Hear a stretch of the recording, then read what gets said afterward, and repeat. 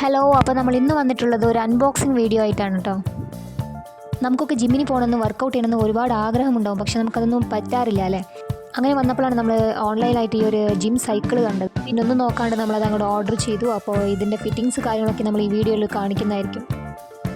ഇതിലൂടെ എത്രത്തോളം വയറ് കുറയുമെന്ന് നമുക്കറിയില്ല, പക്ഷേ ശരിക്കും യൂസ്ഫുൾ ആണെങ്കിൽ നമ്മൾ അടുത്ത വീഡിയോയിൽ ഇതിൻ്റെ അപ്ഡേഷൻ തരുന്നതായിരിക്കും. ഈ കാണുന്നതാണ് ഇതിൻ്റെയൊക്കെ പാർട്സുകൾ. ഇതിൽ cycle, rope plus twister included ആണ്. അപ്പോൾ 3-in-1 കോംബോ ആണ് നമ്മൾ വാങ്ങിയത്. ഇതിൻ്റെ കോസ്റ്റ് വരുന്നത് ഒരു 6000 റുപ്പീസാണ്.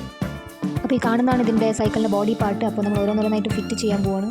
ഇതിൻ്റെ ബാക്ക് സൈഡ് പോർഷനാണ്. ആ സ്ക്രൂ കൂടിയിട്ട് നമ്മൾ അതിലേക്ക് കണക്ട് ചെയ്തിട്ട് ആ സ്ക്രൂ ടൈറ്റ് ചെയ്ത് ഇതിൽ കാണുന്ന ഏറ്റവും എൻഡ് പോർഷനിൽ ട്വിസ്റ്റർ ഫിറ്റ് ചെയ്യാനുള്ളതാണ്. അപ്പോൾ നമുക്ക് വേണമെങ്കിൽ അത് റിമൂവ് ചെയ്തിട്ട് വേറെ എവിടെയെങ്കിലും വെച്ച് യൂസ് ചെയ്യാൻ പറ്റും, അല്ലെങ്കിൽ അതിൽ അറ്റാച്ച് ചെയ്തിട്ട് അവിടെ നിന്ന് യൂസ് ചെയ്യാൻ പറ്റും. പിന്നെ നമ്മൾ ഫിറ്റ് ചെയ്യുന്ന ഫ്രണ്ട് പോർഷനാണ്. ഇതിൽ കാണുന്ന പോലെ സൈക്കിൾ ഒന്ന് പൊക്കിയിട്ട് അതിലേക്ക് ഇറക്കി വെക്കുക, എന്നിട്ട് ആ രണ്ട് ഭാഗത്തുള്ള സ്ക്രൂ കൂടി ടൈറ്റ് ചെയ്ത് കൊടുക്കുക. ഇനി നമ്മൾ ഫിറ്റ് ചെയ്യുന്നത് അതിൻ്റെ ഹാൻഡിൽ പോർഷനാണ്. മുകൾ ഭാഗത്ത് കാണുന്ന ഹോളിലേക്ക് ആ ഹാൻഡിലിൻ്റെ പൈപ്പ് ഇൻസേർട്ട് ചെയ്യാം, എന്നിട്ട് അവിടെ സ്ക്രൂ വെച്ച് ടൈറ്റ് ചെയ്യാം.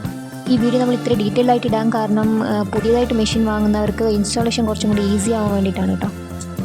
അപ്പോൾ ഇതാണ് അതിൻ്റെ ഹാൻഡിൽ. റൈറ്റും ലെഫ്റ്റും നോക്കിയിട്ട് കറക്റ്റ് പൊസിഷനിൽ നിന്ന് ഫിറ്റ് ചെയ്യും.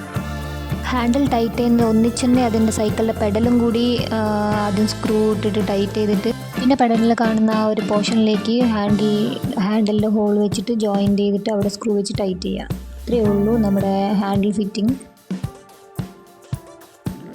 ഇനി നമ്മൾ വെക്കാൻ പോകുന്നത് അതിൻ്റെ സീറ്റ് പോർഷനാണ് കേട്ടോ.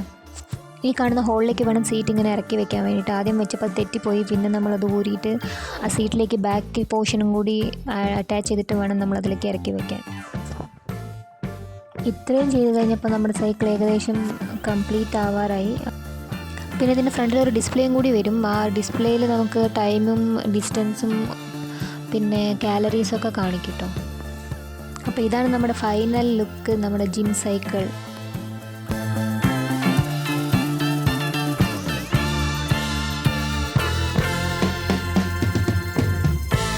അപ്പോൾ എല്ലാവർക്കും വീഡിയോ ഇഷ്ടമായി എന്ന് വിചാരിക്കും. അടുത്ത വീഡിയോയുമായി കാണുന്നതായിരിക്കും. ബൈ.